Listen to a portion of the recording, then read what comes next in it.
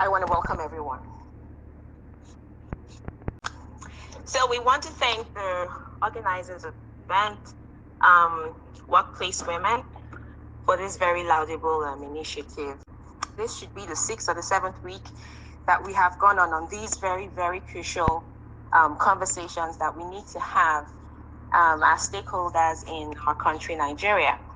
Today's topic is who the cap fits. And we're looking basically at the three front runners in the elections for 2023, Mr. Peter Obi, Alhaji Atiku Abubakar, and Bola Ahmed Tinubu. And we're going to be, if we don't know, it will be good for us to know that I think today is exactly 149 days to the elections next year. So, and yesterday, being September 28th, was the first day of campaigning. The campaigning season started yesterday. So the gloves are officially off and the game has started. So today, we're really going to be talking about who the cap fits, and we're going to be looking in depth at what exactly we would want our future leaders to look like. You know, if you have to draw up a job description for the next president of our country, what would it be? I remember the story of Cinderella. Most of us would know it. You know, it was a childhood story that most of us read about a young girl who had a pair of shoes given to her by her fairy godmother to attend a party. And it was magical. So by 12 midnight, she turned back into the peasant girl she was. And the shoe, and she, vanished, and the shoe was left there. And the prince had danced with this beautiful girl, and he needed to know who he danced with. So there was a search, and that's what the story was all about, searching for whose feet could fit into the shoes. And many people came up, oh, I'm the one. Many little girls, their parents were pushing them, go and put your feet into those shoes and, fit it.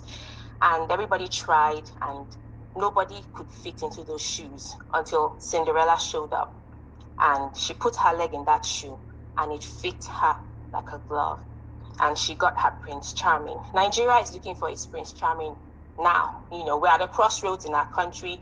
And I think it's evident for all of us to see that it is so important that we get it right in 2023. We need to find our Cinderella. We don't want people who will squeeze their feet into the shoes because they're just a size 38. We need a size 38 that is a perfect fit for the shoe, not people who are trying to force themselves into shoes, and can't deliver to us the dividends of democracy that Nigerians desperately require. So, in them some questions, and as we have more of our speakers join, I will also put some questions out to them. So, basically, we're not putting our panelists on the hot seat. We're basically asking them, along the lines of what they feel should be a good description for our next president.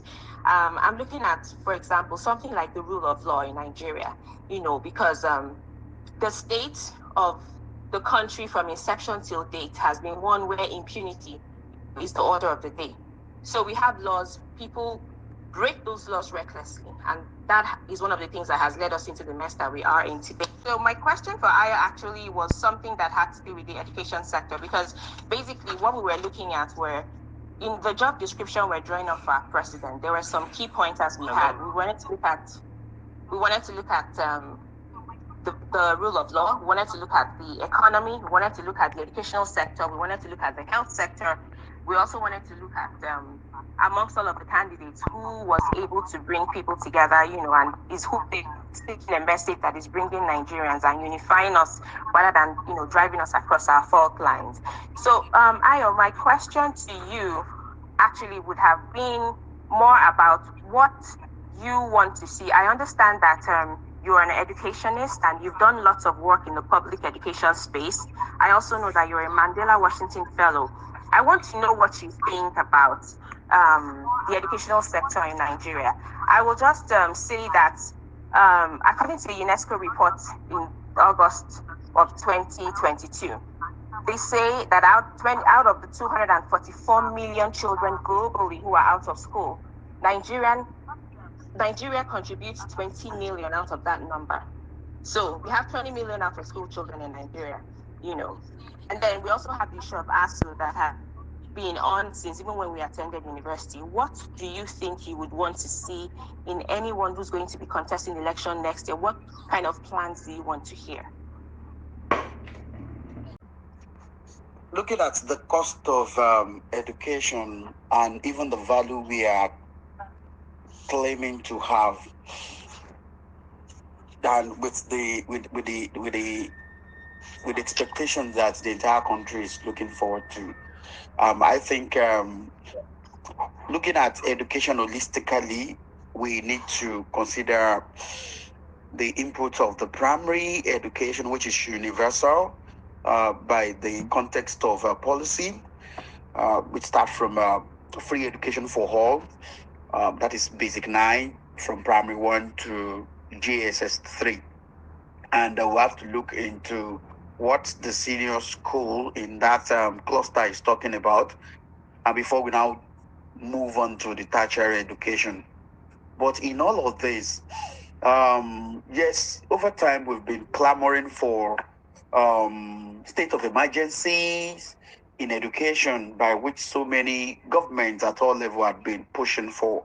For every government that comes in, the first thing he or she would like to do, or as a government, the first thing it would like to do is to request or promote, or let me say trigger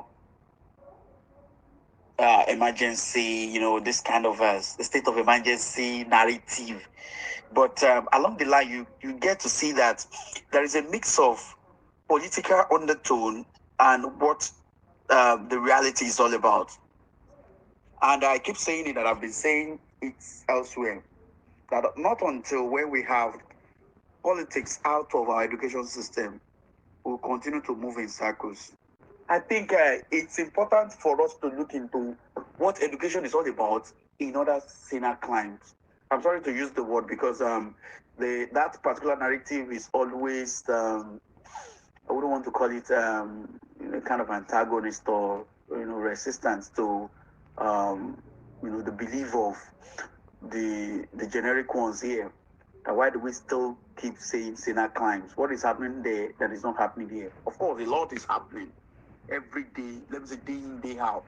So for government that is coming in, of course, so many things will have to be happening. We should be expecting a mix of what is already on ground, the generic narrative of education as a whole, and the kind of change we are bringing in. Of course, by the time we want to initiate change that you feel can trigger development in the sector you are clamoring for, you should be expecting resistance, because the system has been structured for decades in a particular way. And when you are switching the context of the structure, you get to see resistance, the bottlenecks, and that's where policies of education begin to challenge each other.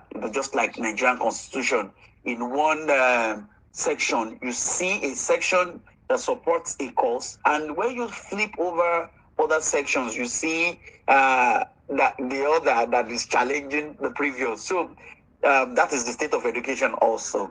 We need to know, we need to sit down and define the cost of education and the value of education.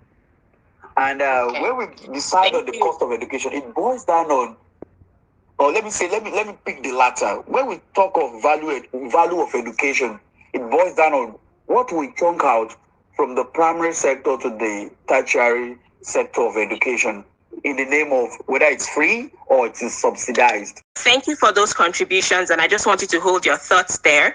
So my next question, and very briefly, would be to Ms. Karachi Atia. Karachi, I know that you have done a lot of work, and you're still doing in the early childhood space. Those statistics that we reeled out was quite concerning, for anybody, especially in the northern part of Nigeria, where we have so many children in the IDP camps.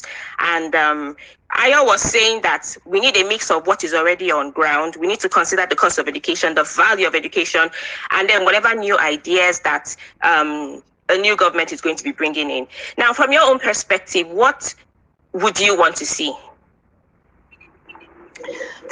Thank you, Ada. Good evening, everyone. From my perspective, I would like to see education as a self-sustaining system. Right now in Nigeria, education is largely government funded. That's the masses. When you talk about the masses, of course, we have the private sector providing educational services from the preschool right up to the tertiary. But I'm looking at a society where the educational systems are not dependent on the government. It has to be self-sustaining. Let me give an example. In the UK, if you have a department, I'm just saying now, let's start from the tertiary education system before we come down to the nursery. If you have a department that is architect, for example, in architecture, the buildings in the university are the projects of the architectural students. That's self-sustaining. The food in the cafeteria are the projects of the agricultural department. That's self-sustaining. Also, something else I'd like to see is franchising. Who says that University of Nigeria and Nsukka can only be in Enugu State? Why can't we have University of Nigeria and Nsukka in Ghana? Why can't we have it in, other? I know we have minor campuses spread over, but then if you look at what those minor campuses in other states in Nigeria are, it's just like an echo of the main university itself. For example, University of Nottingham that's in the UK, there's a University of Nottingham in China, and it is private. It's a private enterprise. So I'm looking for franchising. I'm looking for self-sustaining systems. I'm looking for private investment. Who's to say that a GT Bank, or a Shell, or maybe any of those independent Nigerian companies cannot take up any of this other educational sectors? I'm looking for, yes, of course, government tax. Most of the schools we have now in Nigeria don't pay tax, and that's government rebates. Of course, there's also the education tax fund, where every Nigerian company is asked to pay 2.5% of their profits for education tax. But that's not enough. We're not talking about a country of 1 million people. It's 180 million people with 60% in the youth, age gap. So we need to start thinking strategically about how we fund, sustain, Sorry, please hold on. We're having a bit of feedback. Someone has another device on that's probably, speaking over you. Sorry to interrupt you. Okay, so please round up in a minute. Yes. Yeah, so I'd actually rounded up. I was trying to say that with over 180 million Nigerians, we need to start thinking differently.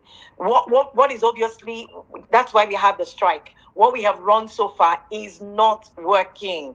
QED, and we need to start thinking differently if we're going to set up a system that works. Otherwise, this is going to come back to bite us years and years down the line, regardless of who is sitting as on the highest seat of government. Because Nigeria is run by Nigerians largely in the different sectors, in different areas of the country. So we need to start thinking differently. Thank you, Ada.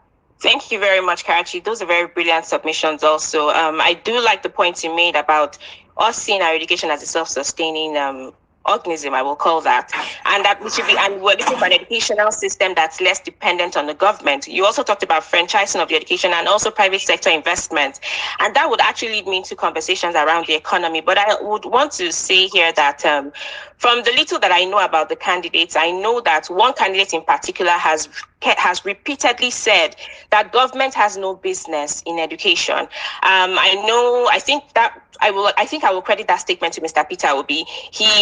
That has been his insistence. And I think for Atiku Abubakar and I think for Bola Tinubu, they still support a lot of government incursion into the education space. But yes, like you said, we need to try something different. We want to see the private sector coming in, to also invest in that space because at this point and at this stage where we are as a country, having 20 million children out of school is totally unacceptable. So my next question, actually, I'm just going to be pivoting into the economy. And as I see the speakers coming, so that's why I'm kind of like running in between my questions, because originally my intention was for us to actually start at looking at the country as a whole, where we're coming from as a nation, the style of leadership we have had. And I'd also want to say to the speakers, if you do have contributions to make to some of the conversations that's going on, please feel free to also button. So Mr. Kalu Aja is a certified financial education instructor. He's on Twitter. He's everyone's financial advisor on Twitter. Kalu writes for many blogs and business journals. He has over 22 years of experience in capital market operations, treasury, investment, asset management. He's an astute professional in the business, in the finance space. So Kalu, my question to you basically is about the economy. The national finance, public finance is in a huge mess. We're spending so much more money on our debt servicing than what we even earn. So what do you think should be the plans to restructure our public finance? How did we even get here in the first place? And among the candidates that we have now, who seems to have an ingenious idea on how to wriggle the Nigerian economy out of the mess that we're currently in? Thank you. Yeah, thanks for that. So it's a simple question, but it's broad. I mean, like you rightly said, you teed it up correctly. The economy of Nigeria it's in a mess. So we're in stagflation. What that means is that we have high inflation and high unemployment.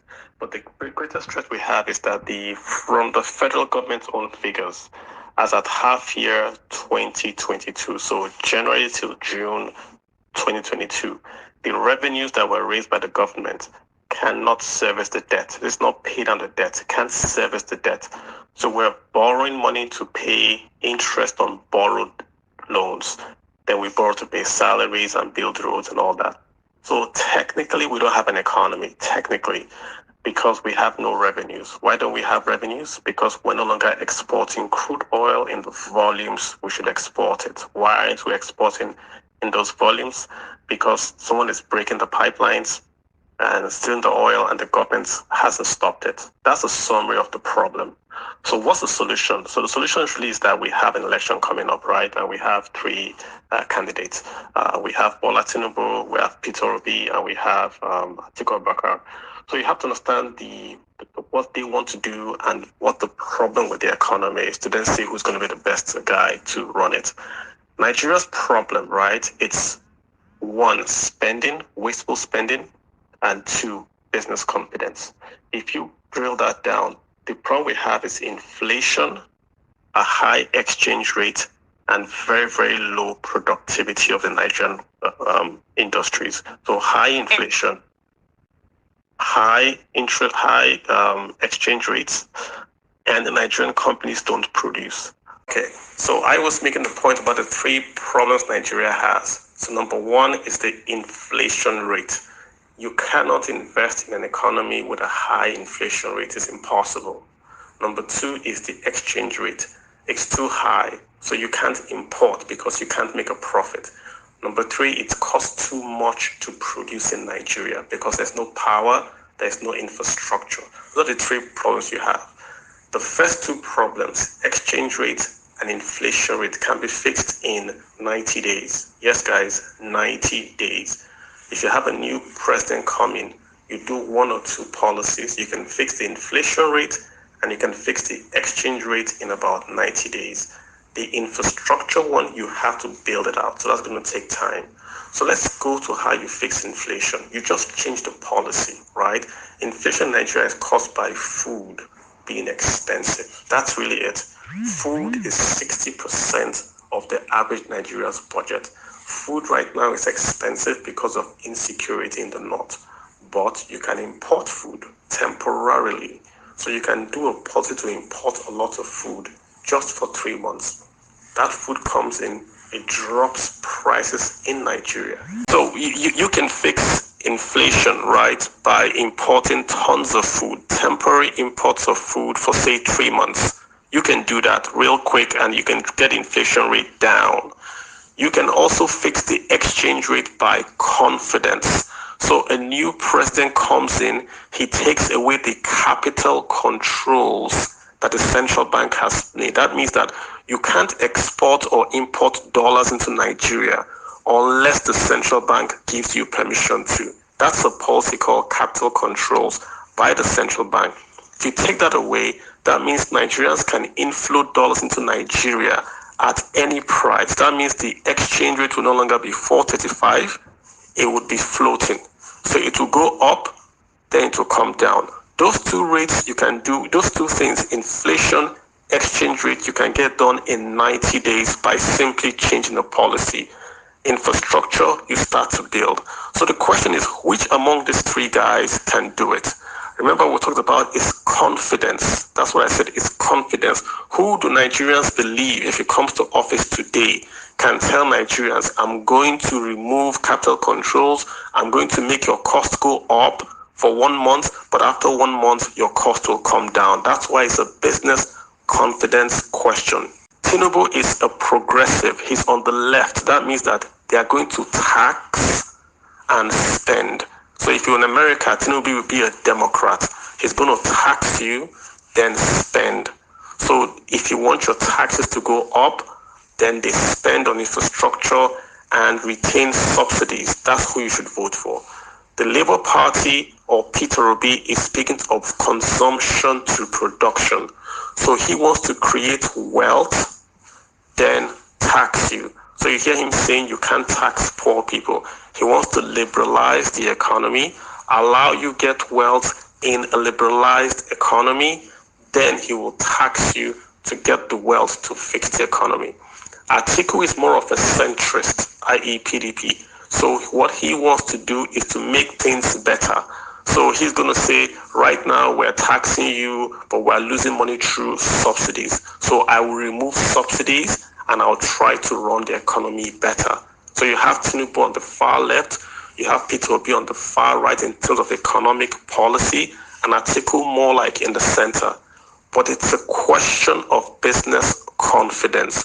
Who do you trust is going to come in and tell the world that they can import dollars into Nigeria and the world will listen? Because if you pass the policies and no one inflows dollars, then it's going to still be expensive. Inflation and exchange rate can be done 90 days only if the diaspora, the investors, inflow money into Nigeria. So who do they trust more? Do they trust Peter Obi, Tinubu, or Atiku? Who will have the trust of the international community? Bloomberg just did a piece on Peter Obi and saying he's the front runner. It's a poll, but they published the poll. That's their way of signaling. And Bloomberg is the business news source in America. So right now, what has happened is that all the guys that trade Nigeria or trade emerging markets are going to read that story. They didn't know Peter Obi before. Now they're going to look up Peter Obi. What are his policies? So he has a big advantage now over the two other frontrunners because his name has come up on Bloomberg. So that's where we are in terms of policy and who is better to fix the economy. Everything else you talk about, education, infrastructure, all will happen when you fix inflation, exchange rates, and you reduce the cost of doing business in Nigeria. Then you can talk about the other stuff. So I hope I was a bit clear, and I'll leave it there. Take questions later. Thank you so much, Carlo. I think Ada is off the radar again. Kara, if you can hear me, I think you should pick this up while Ada tries to find her way in. Okay, I was right here, but I was stunned, literally stunned, that I could barely speak just to hear Kalu say it's going to take 90 days to fix the problem, the mess that we're in, if we, make concise, difficult decisions, but quite concise decisions about how we move the economy forward. Thank you very much, Kalua. I'm glad that you're going to come back because we have another question for you further down the line. But Kenneth, very, very welcome to the seat. Kenneth is a seasoned facilitator in peace building and conflict resolution. He's currently the Benue State Publicity Secretary. He has over 10 years experience in the development sector, designing community-based dialogues, resolving conflicts using non-violent alternative dispute resolution methods, and all of that really good stuff. Kenneth, my question for you, bearing in mind that we're looking at who does the cap fit, if you were interviewing the top three people, who would you be looking for when it comes to, if you're looking at how we currently are as a nation, looking at our past, where we're coming from, our present, what style of leadership we have had, what style of leadership we have now, what our failures and shortcomings are, and who you think we should have in the future. What will you say concerning that? Mr. Ken. Thank you very much. Good evening, everybody. I'm reaching you from Nigeria. It's evening here. So, our political space is suffering a lot. Basically because the challenges of governance have dealt a heavy blow to the entirety of the system.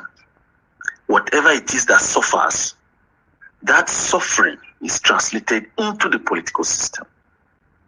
The quality of education in the South is different from that in the North. So you can hear how educated guesses are made down South, but as you go up North, something else decides how people vote. Something else decides how people respond to certain things. There's a reason why an entire educational system, a tertiary institution, members of that community, students will be comfortable stoning a fellow student to death. Something else governs that society beyond education. So we are actually one country by geographical design, but what rules, what takes the day in the minds of several other people is different. We may meet in the marketplace, agree on a price to buy something, walk away, perfect. They say, oh, I bought from my Christian brother, but that is one-off. In the daily interactions, in the issues that and the matters that affect us directly, where we have to take concise and precise decisions, something else rules in that domain. And that is what is playing out in the political system. For the first time, we have a Christian and two Muslims, somebody from the Yoruba tribe, somebody from the Igbo tribe, somebody who is from the North, Hausa, Fulani, however you want to call them. And these things are actually speaking. It depends on which narrative takes the day and the geographical area that you're speaking from. While you can see, while you can listen to maybe Atiku tell you that 90% of the people in the North are not on social media, then another intellectuals tell you, no, that is a wrong narrative. I am a Northerner. I'm on social media. And Atiku's comment is not empirical enough to stand as. So someone else could say, it's time for the Southeast. So I will work with Peter Obi. But generally speaking, which is my own personal informed opinion, where is Nigeria today? What are the issues plaguing Nigeria? What is the leadership recruitment system like? What is the ideology that guides our politics? Are we actually having a national conversation or consensus towards the specifics that affects all our geopolitical differences? What does the average Nigerian want? I personally don't care the religion of who is my president. If I would drive out of my house, if I don't even need a fence, when we were in the US, I did a small study. Why is it that the fences in Nigeria are not like we have them abroad? I had a conversation with quite a number of people in North Carolina, several. The failure of governance makes people to retreat to ethnic and tribal and other enclaves. So the fence that I have around my house is because I can't dial 911 and police will come. That is what politics is doing to us. So here we are in a scenario where we have to recruit another president, and people are looking at different facets, different aspects of our lives. Some have been killed. And they say, no, a fellow Northerner was president when I was killed, so I will not do that. Another person says, no, it's a ton of Igbo, so there's an Igbo man on the ballot, I will vote for him. Another person says, no, Asiwaju's recruitment system is so beautiful. Look at what he has done with people in the Southwest. I will work for him. Then another person says, well, there are certain parts of Peter Obi that affect me directly. His financial prudence, his frugality, his prudence, the kind of record he has to come out of brokenness. I'm going to do Peter Obi. On a personal note, I'm a Peter Obi man, 101%. And as a matter of fact, I'm publicity secretary of Labour Party in Benue. I don't know how I will not do Peter Obi. I have to. and that is who I see embodies the hope that Nigeria needs desperately. But then, does that one fact that we must agree with that I think is certain is that whoever takes over among the three from Buhari, there is definitely going to be an improvement. Without a doubt, there is going to be an improvement. I am confident about that. So whoever takes from Buhari among the three, there's going to be an improvement. But the best foot forward for me, the cap seats Peter Obi, and I'm going to work on it. That's where we are. So going forward, and I conclude in less than 30 seconds, we must interrogate our leadership recruitment system. Fantastic. We must look at the particular things that affect us that are collective other than regional, so that we put our best foot forward and ensure that Nigeria grows and attains the height that it needs on the African continent and the world community of nations. Thank you. Fantastic. Thank you so much, Ken. Very, very, very precise and on point.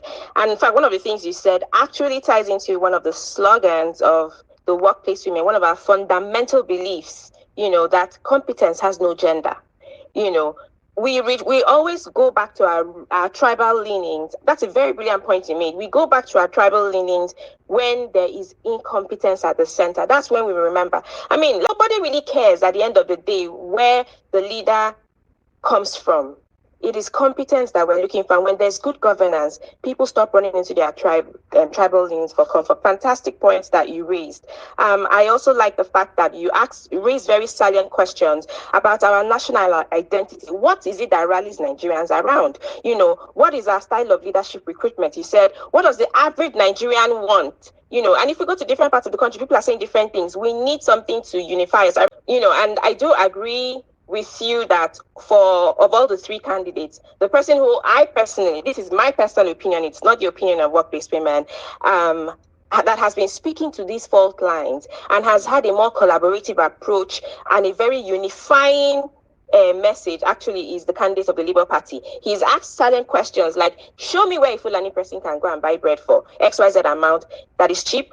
And none of us will go there, but there's no place, so we don't want to keep falling prey to the hands of these, to the message of these, to leaders or to candidates who do not really have the interest of the nation at heart. The other party has not been able to even heal the cracks within their own space. So I'm wondering how they will be able to bring a very fractured country like Nigeria together. Thank you so much, Dr. Ken. All right, I'm not sure if we've lost her, but we'll be coming back. It's been a beautiful conversation so far, and you're willing to contribute. Please hold on towards the end. We're going to allow anyone that's a guest on this platform who is interested in saying something. A few of you have indicated your interest to speak. That is completely, we're very excited and interested in that. We'll be calling you towards the end of the session tonight. Kalu, let's jump into you again very quickly, just before Ada comes back. We're spending heavily on fuel subsidy. It's been mentioned since we started this session. The 2023 to 2025 medium-term expenditure framework and the fiscal strategic paper of MTEF and FSP projects that we are to spend 6.72 trillion naira on petrol subsidy alone. Is that the way to go? If not, what can we do? And what should the person who the cap fits, what should they be looking to do in the fuel subsidy space? Kalu. Yeah, thanks for that. I think the number is actually 11 trillion in 2023. Because they gave two numbers. If you do for the entire year, 11 trillion, the 6 trillion you reference is half year. So it's crazy. So they are waiting for the Dangote refinery to come on stream. That's quote unquote the supposed savior. So when the Dangote refinery is on stream, then we can get PMS from there. But many questions have not been answered. Is he going to buy it in dollars? Is he going to buy it in naira? Remember, it's in a free trade zone, so it's technically not in Nigeria. He's importing his crude oil from Nigeria and he's exporting his PMS to Nigeria. So we haven't answered those questions. But Peter Obi says he will support that refinery in Naira, which means that Dangote will pay for crude oil in Naira and will buy the PMS in Naira. If we do that, that's going to be a big help. That cuts down a bit the cost of the PMS bill. But overall, just keep this in mind. When they call it a subsidy, it's called a subsidy so that you would accept it. It's actually a tax on the government inefficiency. The cost you're paying is because the government has been inefficient in simply exporting crude oil and importing PMS. The original plan is a swap arrangement where you give a refinery in Rotterdam crude oil and they give you PMS. You shouldn't be paying what you pay at the pumps, but you're paying because the government is inefficient. Hence, only NNPC is important because they're the only ones that can lose money without their boards sacking them. So if you have a private sector run environment where you can do the same swap, the cost will fall, but it will not fall to what people are thinking. You still need a subsidy because the crude oil is priced in dollar terms. So there must be a subsidy somewhere. So I would advise subsidize it only for the quote unquote poor. Do a need-based analysis. If you earn this amount of money, you can buy crude oil via e-Naira at a special price. Either the government gives you cash or you get a discount. Everybody else should pay the full fare. That's going to be the strategy going forward here. Wow, thank you very much. Thank you for that. So I like the way you're answering the questions, Kalu, because you're helping us to think who the cap fits. You're telling us the person who we should be voting for is the person who's thinking along the lines of bringing that ridiculous amount down. Because just listening, well, I don't even want to be a bearer of bad news, but in the news, the WTO president, who's also a Nigerian, was saying what we needed to look forward to, and it wasn't looking good at all. So we need to really vote in someone whose policy and whose ideas will tend to take us in the right direction. Thank you so much for that answer, Kalu. I'm moving on to you now, Miss Khadija. We're so glad to have you here on this space. Khadija is an amazing person who has won, the primaries for gubernatorial candidate under the All Progressive Grand Alliance Party, the first female to have ever vied for the gubernatorial seat in Niger State. She's a multiple award winner in innovation, other social impacts series, a finalist in the Global Women of Stature Awards in the category of Women in Mentorship and Coaching, which was, I think, organized by Hadarat Global in Dubai sometime in May 2022. She was also nominated for the Prize of Peace Awards in the category of Creative Nonviolence. That was last year, sometime in December as well. She's an ideation specialist, serial social entrepreneur, a lawyer, author, publisher, mentor, and most importantly, she's a mother and a social change actor. Thank you so much for joining us here tonight, Khadija. As you can see, it's a full house, and we want to talk to you about the new voter registration.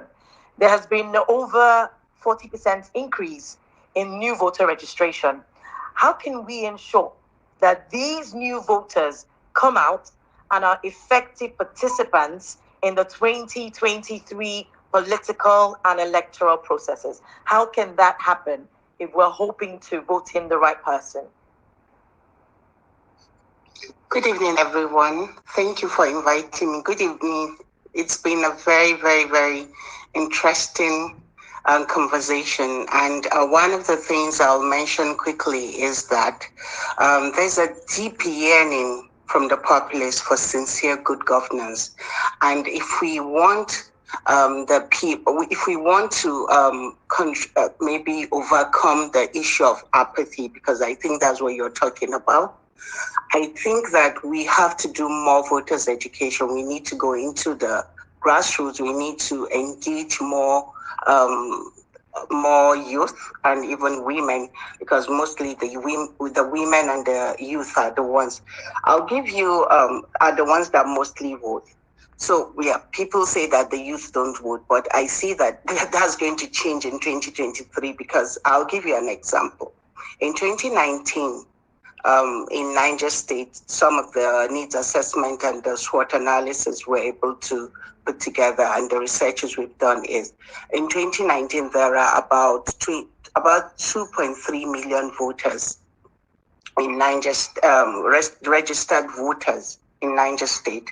And what we discovered is that during the presidential election, you see these youths, there are about 1 million that voted for the presidency, and about 500,000 thereabout that voted for the gubernatorial candidate.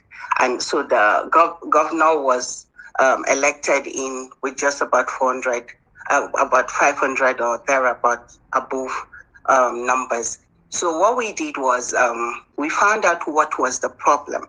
Why do we have more numbers for the presidency and less numbers for the gubernatorial candidates? And we found out something very interesting. We found out that a lot of times there's not in Niger State, they do not have enough inclusiveness.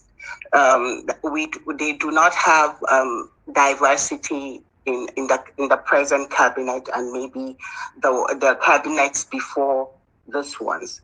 So what we did is to reach out to those 1.4 million that do not vote, and maybe have consultations with cluster groups, action groups, people, youth, the CAN, the traditional, those people that are just settlers in Niger State and have already become like family. We just had lots of conversation and dialogue with them, and we found out what the real problem is. They just don't feel a sense of ownership. They do not feel that they are part of the governing structure. So what we can do going forward right now, what we did right now is to do another research recently after they closed the registration and all of that. We found out that our engagements, our movements around, and the people that we've been able to consult have been able to up the game by having like double of what we had in 2019. So we have like 4-point-something million registered voters right now. Why is that? Because a lot of people now start taking ownership and thinking that, they need to be part of the decision maker. I think that the office of the citizen has been exploded in Niger State because the youth are now getting more engaged. They are now interested in who is going to lead us. As a matter of fact, it's the youth that actually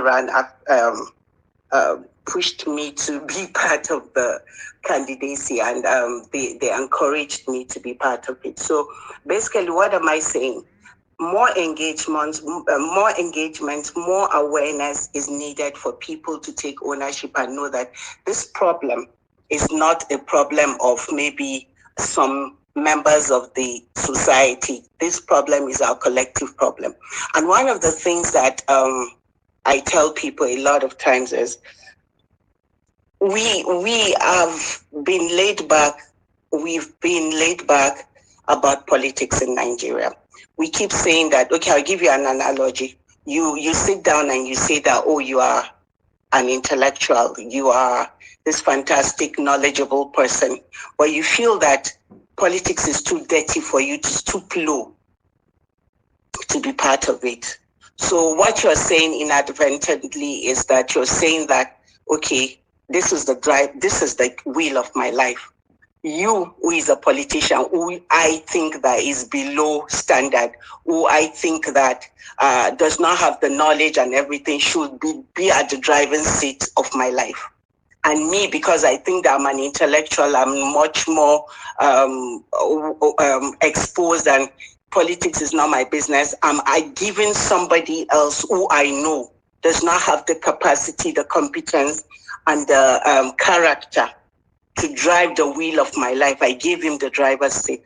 And when the person crashes the wheel or crashes the car, then we complain and we sit on the fence and still think that we should not be part of the process. So we need to let more people know that more people need to be in the process. More people need to join politics. More people need to understand that politics, policy making, and sitting at the policy table and all of those things are part of the way to go for us, for everyone to be part of it and take responsibility of the things that are happening to us and where we are and where we would want to go in the future.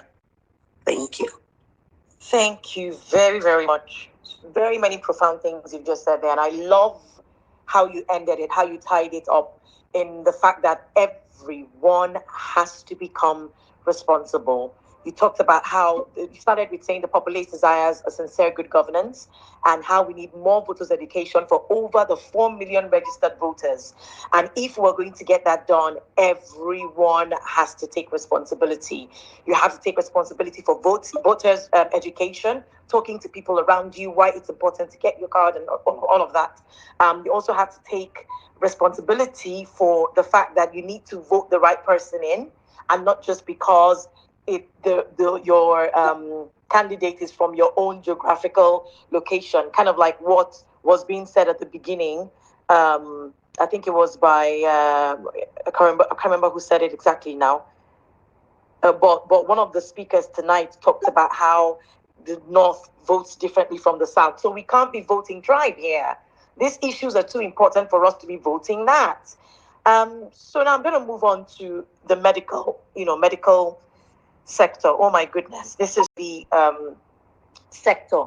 I know a number of people who have lost relatives in Nigeria just because of the poor health plans, poor health facilities that we have in the country. So I'm going to be asking this question to Dr. George, who's the co-founder of DD Nigeria, NGO for Adolescents' Reproductive Health, and is widely known as the talented medic. This question is for you. Our public healthcare system, I don't know what other word to use other than comatose. What kind of strategies should the next president be adopting to build a functional public healthcare system? I mean, recently, it was all over social media how the government was begging doctors to stay. That was laughable. I mean, literally, why would they stay in a system that is comatose? So, I mean, is that the strategy? Are we going to go cap in hand, begging medical practitioners not to japa? Really? So please, Dr. George, what is your take, and what should the next president be looking at if you are going to build a functional public healthcare system?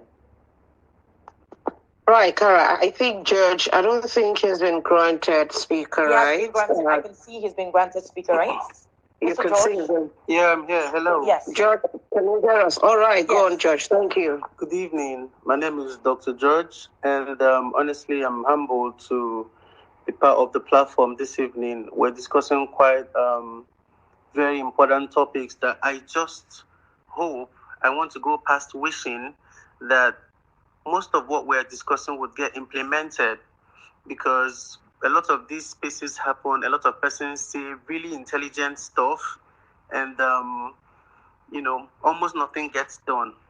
But about the question you asked, what the next president could do, first of all, whatever sector of the economy that needs revitalization is handled by human beings, and those human beings need something or a few things. In the case of the health sector, you can't deny that the remuneration the average health professional gets in Nigeria is so poor that when he leaves the country, his life completely changes. That's how terrible things are. Hello?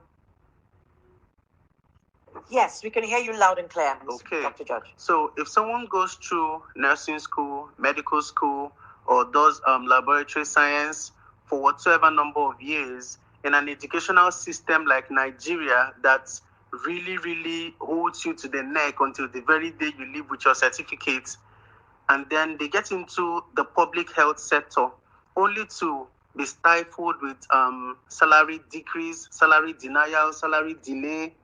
1, 2, they don't get the appropriate packages that should come with the level of danger they expose themselves to. In fact, the COVID-19 era helped a lot of persons understand that just being in the hospital makes you liable to a possible death that you did not deserve. We had the Ebola, we had the Lassa fever, and when you hear of people dying, it was, a few of them here and there, and then it looks like it wasn't significant until COVID came, and a lot of health professionals came down with COVID, and then it started becoming obvious that just being in the hospital exposes you to the degree of danger that could literally take your life. And yet, that person that has decided to do that is only being given 5,000 naira for, what's it called? I've forgotten the actual name. But then the 5,000 naira is supposed to be just in case something happens to you, use this to take care of yourself. 5,000 naira. So this person is getting a salary of between 150,000 naira to 350,000 naira, depending on his cadre in the health sector. And then when you divide this according to the number of days he works, which right now is almost every other day due to the massive brain drain, you find out that he's almost making between 5,000 to 15,000 naira per day. Now, why would that person not wake up one morning and say, to hell with all of this, I'm leaving the country to a place where if I convert my money to the Nigerian currency, I'm literally earning millions, which now makes the person relaxed, more productive, and gives more to the community, gives more to his or her patients. Now, that's one angle to it. The second angle is that our public health facilities are so poorly equipped and poorly managed. They have very big and massive buildings, but when you walk into those places, just take a look at the laboratory, for instance. The machines that are needed to run certain kind of tests are not available. I do not know how many public health facilities have a CT scan that is well maintained, that still works, an MRI that is well maintained, that still works. What you rather notice is that the private sector is gallantly walking into the public health space and taking over. So now there are certain laboratory investigations you cannot pull off unless you go to a private health facility. When Lagos, I practice in Lagos, you can't even do a comfortable MRI if you're not going to the likes of Sin Lab, the likes of Wellness, a lot of them. You can't pull off a nice city if you're not going to those places. If you go to some of these public health facilities, the X-ray machines are still those of 1980-something. Those ones that look like... It sounds funny, but that's how real it is. So if the next president is going to revitalize that sector, then we should consciously invest in the health sector. Instruments, personnel, and then adequate structure. What I mean by adequate structure is this. If somebody who's considered a bourgeois wants to get any form of health service, they would think of the best. When they think of the best, their mind would naturally go to the private sector. Because you can't even imagine yourself in a ward in Lagos State University Teaching Hospital. I don't know if you've been to the wards and what they look like. This is Lagos, as prime as Lagos is. I don't want to take you to a certain place called Abia State. You don't want to go there. That is if the hospital is open, because I think they've been on strike for almost 20-something months because payments have not been made. These are certain things that we act like we are now used to them, but they shouldn't be. And they are the real things causing the havoc. If I'm a professor let me not even make an instance. I know somebody who is a spine surgeon. He has a wife who is a pediatric surgeon. They are very rare, but they're packing up to leave the country. Why? The facility where they work has been on strike. They also have a private facility, but you know that you don't get those patients for those kind of specialties often. So when you look through this barrage of failures, the next president obviously wouldn't even say they don't know what to do. Just touch a few buttons like we've highlighted. I don't want to take up time explaining a lot so that we can time is of essence. But then obviously you see the things that need to be done, and the next president can easily change that if he has the right persons around him. Thank you so much. Wow. Thank you very, very much, Dr. George. Thank you so much. And please remember that this platform is actually about engaging the major stakeholders with solutions. Peradventure, they don't know what to do. It's this sort of hub conversation space that provides it. Just a couple of weeks ago, we finished one of such sessions on the seat. And one of the people on the seat of government in Lagos State requested the recording. So we're actually having the key people at the active top tier engagement feeding off what we're saying here. So thank you so much, Dr. George, for that. And the funny thing, if I might add, Dr. George, is it's amazing that the Nigerian doctors are good doctors. What we just don't have is an enabling environment in the health sector. And I'm not in Nigeria presently. I'm in Southeast Asia. And some of the good doctors here are Nigerians. They're Nigerians. So we just need to create, who the cat fits, whoever we're going to vote for has to have policies and plans to create an enabling environment for the health sector. Thank you so much again, Dr. George. I have a question for Khadija and for Ken as well, whoever might want to go first. But it's basically talking about our current political system and how it over-concentrates on government powers in the federal government. So we're asking, should the local government system remain appendages of state governors and governments? I mean, what kind of ideas and reforms should candidates be adopting if we're going to ensure that there's a power balance in the Nigeria that we want to see? And also thinking about restructuring in such a way that the government is closer to the Nigerians, not only those who live in the major cities, but also those who live in the rural areas. How much should the local government, how much autonomy should the local government have? And what do we need to change? And who has those right policies? Who does the cap fit in this area as well? About the local government, systems that we have, I feel that the person who the cap should fit should find policies or maybe innovate or create policies that is compassionate enough to carry along all the local government systems in Nigeria. We have 774 local government areas in Nigeria. And I feel that if we are able to channel enough development to each of the 774 local government areas, I do not think that more people would like to even come to the center. If you have good educational system in each of the 774 local governments, you have a very good health system, like the doctor just spoke earlier on, well equipped with incentives to doctors and even incentives to teachers, that those ones who are at the tail end, maybe who are the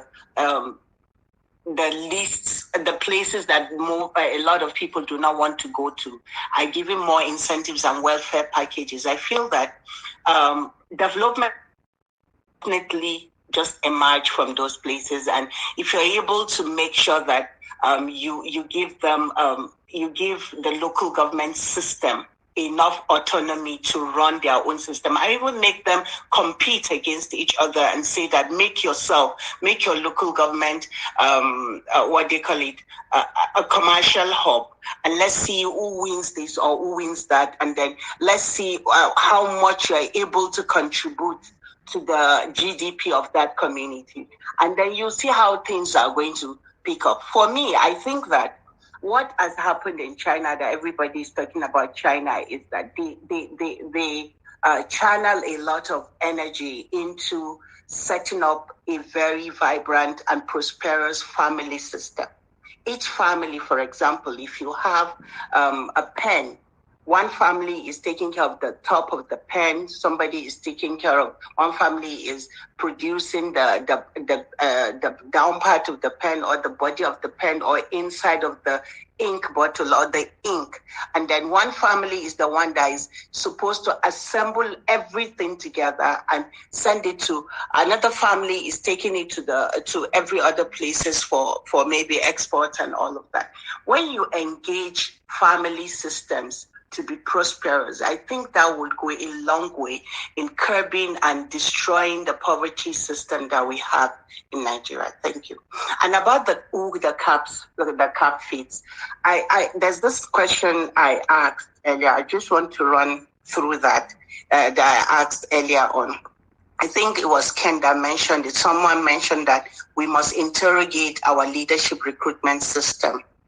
And one of the things that kept coming to my mind, and do Nigerians know exactly what they need at this time? Because we're completely collapsing as a system. Do we understand the dire need of good governance? Who the cap should fit? Do we, among the three candidates that we have, how many, who amongst them has the best integrity? Who amongst them is passionate about the issues in Nigeria? Who amongst them is committed to a cause or to understand the depth of what service means? Something bigger than him. Who amongst them has the energy, both physical and mental? Who amongst them like people enough to be compassionate towards the people at the grassroots? Who amongst them is willing to learn and ask for help and bring along a diversity of mind, a diversity of knowledge, a diversity of ethnicity, religion, and all of that together so that we can collectively put our hands together and solve the Nigerian issue? Who amongst them has the open-mindedness for global solutions that has happened in other places? Who amongst them cares enough to create? And the people say that somebody, maybe people, when people tell me I'm creative and all of that, I think that creativity is not about is not a monopoly of one person. Creativity has to do with you, who cares enough, who sees the problems, who sees the challenges and cares enough to find solutions to it. Yes. That's what creativity is. So those are the things that I think that we should think about all of this norms and see who truly cares for Nigeria to take us to the next level and get us out of this mess that we're in. Thank you. Thank you very, very much, Ms. Khadija. Thank you. And I love what you said at the very end about creativity being connected to those who are passionate enough to search for solutions. We have sold creativity as something that is inborn and cannot be developed. Creativity is available for anyone who is diligent enough to seek for answers. Thank you very, very much. We're bringing things down to a close. At the very end, who does the cap fit? Who should Nigerians be looking at? And no sentiments, no tribalism, no I'm a Labour Party or whatever. Who does the cap fit? I'm going to start from Ken. Nedu. Yes, your name is Nedu. Nedu indicated your interest to speak and to contribute. So please go ahead and unmute yourself, Nedu. Thank you, everyone, for this opportunity. My background is energy and a bit of finance, and I'm going to come from that aspect, when I'm kind of looking at, when I kind of focus on on what I think is a good leader here. But in terms of general characteristics, right, I think Nigeria at the stage where we are at, we need progressive leadership. And when you're thinking about progressive leadership, you're thinking about equity, you're thinking about inclusion, you're thinking about technical know-how. And technical know-how in this aspect is looking at where we are right now. Who does the cap fit? Nigeria is not at a point, we're at a point of serious deficits. Serious economic deficits. We can't even generate enough to feed ourselves, right? We're almost at the point where we can't generate enough to pay interest on the loans that we have. Then you look at moral antecedents, right? A lot of the key contestants have a history. Some of them have been in government. What's the historical evidence of what these folks were able to achieve when they had that power, right? When you had that responsibility, how did you handle it? Because that is the best indication. I've heard speakers talk about, who has the best plans. I could pay somebody $500K and they will give me the best plans, in very nice PowerPoints. But does it mean that I'm going to implement it? right? The only way I'm going to know if any of these guys is going to implement it is show me what you have done in the past. Because, I mean, any of these guys can afford to hire, a consulting firm and say, oh, give me a nice PowerPoint on what you think is the way forward for Nigeria. And you read it, you'll be like, wow, these plans are so good. But, it's all about execution, right? And then you talk about, some necessary due diligence. I know we don't talk about this a lot. But honestly, when we look at the baggage some of these contestants have, like, come on. Half a minute more, please. Come on, right? So these are some things that say everyone should kind of like look at. And the answer is clear. And before I close out, I'm gonna say, my choice is Peter Obi. He ticks all these points. Technical know-how. He's been a chairman of a bank. He didn't steal money. I mean, go Google Oceanic Bank or Platinum Bank and find out where some of their chairmen and MDs are today, right? He's been a governor. No baggage, right? He's empathic. He has that moral antecedents, and he knows what he needs to do. So I'll round up with that really quick. But I mean, it's cut and dry, for me in this case. Yeah. Thank you.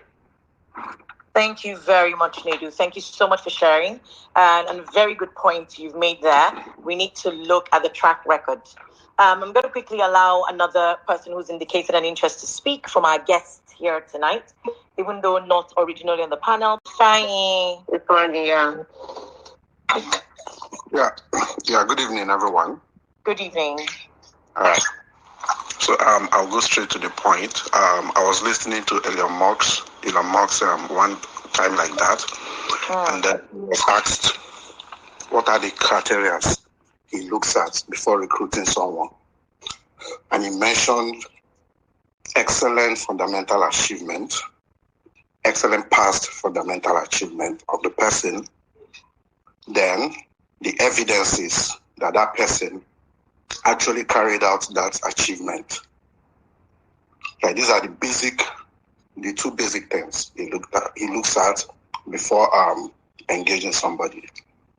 And tied to the Nigerian situation, the three candidates, let's look at their past, linking it to the kind of problem we have today. We have revenue problem, we have high cost of governance, we have governance mismanagement, waste, and all that. Who has shown a track record to solve these sort of problems in the past? The answer for me is Peter Obi. And that's just my take. Yeah, thank you. Thank you very much, Ifeanyaka. It was very tough to figure out who you might call, looking at your display picture of the very bright red and green. So thank you for that contribution. We really do need to look at the track records. I'm going to call on third person who's also indicated interest and who's been very, very patient right up until this point and warning everybody in his house to be quiet when he's speaking. And that is IK. IK, yes, please. It's your turn. Good evening, everybody. Good afternoon. Good morning, irrespective of where you're listening from on the space. I've enjoyed this space. I've listened to virtually everybody. I want to contribute on two issues before answering the final question on who the cap fits. We spoke on education and we spoke on subsidy. Mr. Kalu, if you could remember when you asked the question on one of your tweets concerning education, you made me to do a research. I should find out if there were any countries who has developed without improving the educational sector of the country. I did a lot of research and I answered you. There was none. Now, when we talk about improving our educational sector in Nigeria, when we talk about increasing our educational sector in Nigeria, it's not just only making the students go back to school. It's to make sure that even the salaries of the educational sector, the teachers, the professors, that they are well paid. If we talk about improving the structures of where they are going to stay in receiving classes. What about the curriculum that we use in teaching these children? These things need to be changed. And if a president or the educational minister, to start with, doesn't know of this improvement in the educational sector, you still have the same thing after building structures.